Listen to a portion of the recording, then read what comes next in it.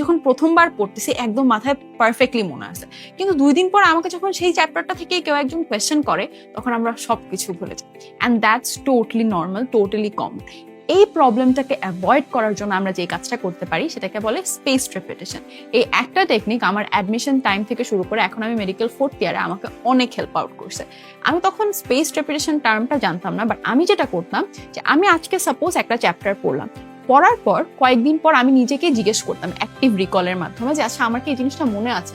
Suppose আমার উদ্ভিদ শারীরতত্ত্ব চ্যাপ্টারের একটা টপিক মনে নেই, বা আমার হয়তো সোডিয়াম পটাশিয়াম পাম্প মনে নেই, তখন আমি গিয়ে আবার ওটা আরেকবার দেখে আসতাম। সো আমি যখন প্রত্যেকবার একটা নির্দিষ্ট ইন্টারভেল পরপর এই সেম পড়াটাকে আরেকবার রিভিউ করছি, তখন কিন্তু ইন দ্য লং রান আমার ওইটা ভুলে যাওয়ার চান্সেস কম থাকে এবং এটা আমার মেমোরিতে লং টাইম ধরে রিটেনশন থাকে, মেমোরির রিটেনশন অনেক বেশি হয়।